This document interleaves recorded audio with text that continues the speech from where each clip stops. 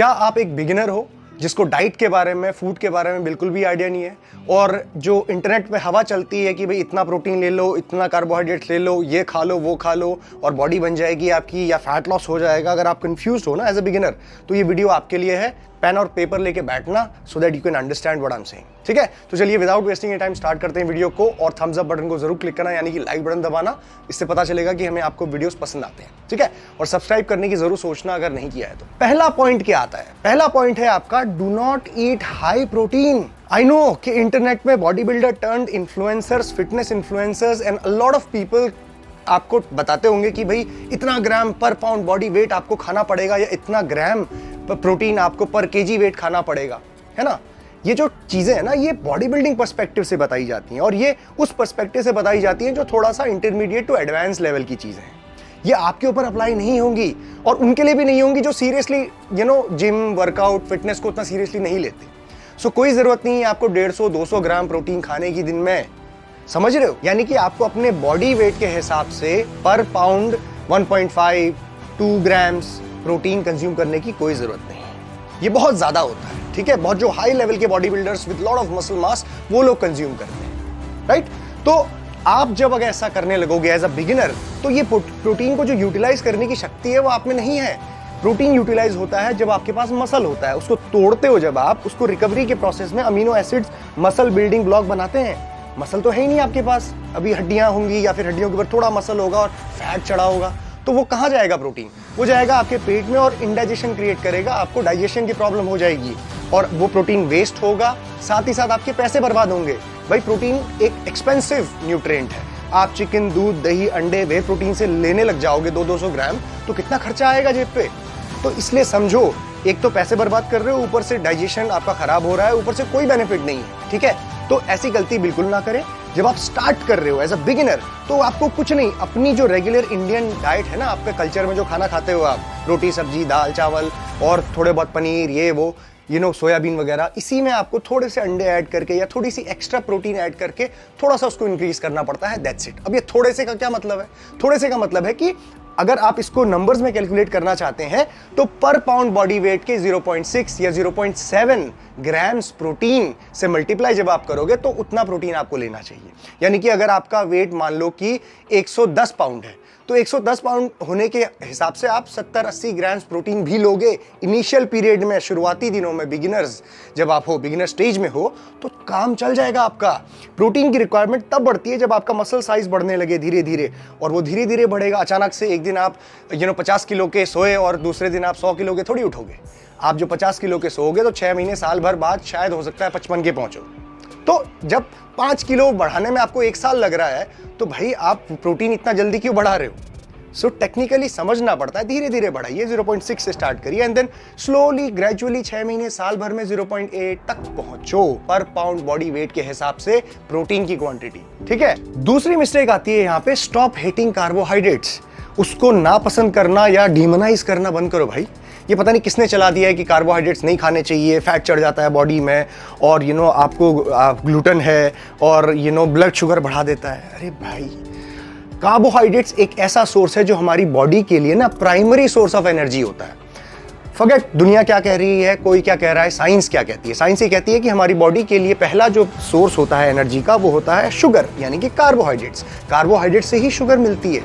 ठीक है, शुगर वो जो चीनी, उसकी बात नहीं कर रहा हूं मैं। कार्बोहाइड्रेट्स के अंदर एक जब टूटता है तो वो शुगर के फॉर्म में, यानी कि ग्लूकोज, तो वो आपको चाहिए होता है एनर्जी के लिए। अब एनर्जी कैसी एनर्जी? जब आप दौड़ते हो, भागते हो, कोई भी काम करते हो, सोचते हो, आपकी बॉडी के अंदर जो सांस ले रहे हो, जो इंटरनल डाइजेशन चल रहा है, हार्ट पंप कर रहा है, लंग्स काम कर रहे हैं, दिमाग चल रहा है, सब के लिए आपको ग्लूकोज यानी कि शुगर की जरूरत होती है, जो कार्बोहाइड्रेट से आता है। अब जब आप इसको नहीं लेना चालू करोगे तो बॉडी फंक्शन कैसे करेगी? फॉरगेट बॉडी बिल्डिंग, फॉरगेट आपके बॉडी में चर्बी चढ़ गई वगैरह वगैरह। फंक्शन कैसे करोगे? तो फंक्शन करने के लिए ही पहले तो कार्बोहाइड्रेट चाहिए, उसके बाद एक्स्ट्रा फंक्शन, यानी कि जो जिम में जाके वजन उठाओगे, दौड़ोगे, भागोगे, कूदोगे, उसके लिए फंक्शन करने के लिए कहां से एनर्जी आएगी? सो ये कार्बोहाइड्रेट्स लेना बहुत जरूरी होता है। और खास तौर पर जब आप वेट ट्रेनिंग करते हो ना, एक्सप्लोसिव मूवमेंट्स करते हो, तो वहां पे एटीपी की जरूरत होती है, adenosine triphosphate, the high energy molecule of your muscle. वो कैसे बनेगा? कार्बोहाइड्रेट से। तो कार्बोहाइड्रेट्स तो खाना बहुत जरूरी है। अब मैं ये नहीं कह रहा हूं कि कार्बोहाइड्रेट्स खाना जरूरी है तो आप मतलब दुनिया भर के कार्बोहाइड्रेट्स खाओ और ओवर लिमिट में खा जाओ, 10-10, 20-20 रोटियां खा जाओ, ऐसा भी नहीं कह रहा हूं मैं कह रहा हूं कि लिमिट में, तमीज से, जितनी बॉडी को जरूरत है उस हिसाब से।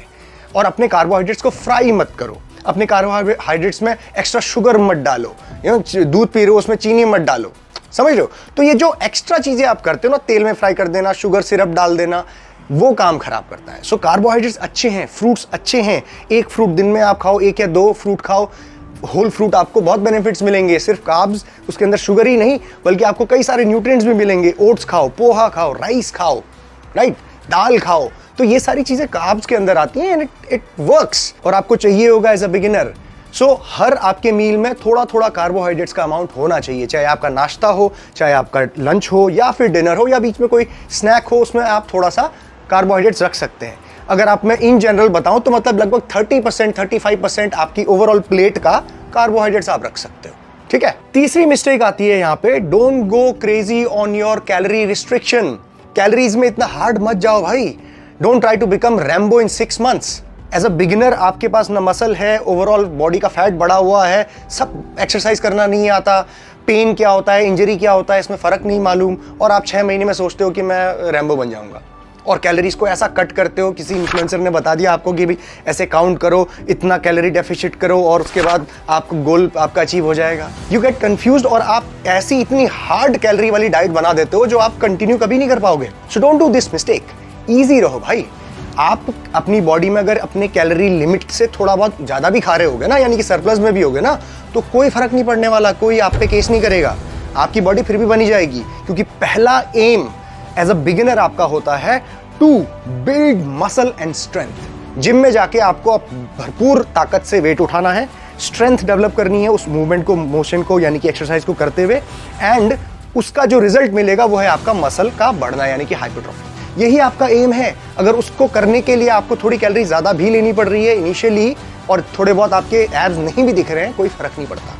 पहले मसल बिल्ड करो, पहले स्ट्रेंथ बिल्ड करो, और उसके बाद जब आप एक सर्टेन लेवल पे पहुंच जाओगे तब उसके बाद थोड़ा सा कट करो, कैलोरी को थोड़ा रिस्ट्रिक्ट करो, और बाय द टाइम आप थोड़ा एक्सपीरियंस भी हो जाओगे कि भाई ट्रेनिंग ऐसे होती है, डाइट में अगर ये चेंज करूं तो ऐसे बॉडी रिएक्ट करती है ना। तो बॉडी को समझना बहुत जरूरी है। सबसे पहले लोग कोच के साथ क्यों ट्रेन करते हैं? क्योंकि कोच को पता होता है 10,000 लोगों को उसने पहले ट्रेन किया होता है, उसको पता होता है कि बॉडीज ऐसे रिएक्ट करती हैं, सो वो एक गाइडलाइन के हिसाब से स्टेप वाइज सिखाता है अपने स्टूडेंट को, लेकिन आपको नहीं पता होगा अभी। सो समझने के लिए टाइम दो अपने आप को, अपनी बॉडी को समझो पहले कि ये ट्रेनिंग में कैसे काम करती है, डाइट में कैसे काम करती है। Okay, so don't go too hard on your calories, surplus में रहो, जिम में स्ट्रेंथ और अपने मसल साइज को बढ़ाने पे फोकस करो।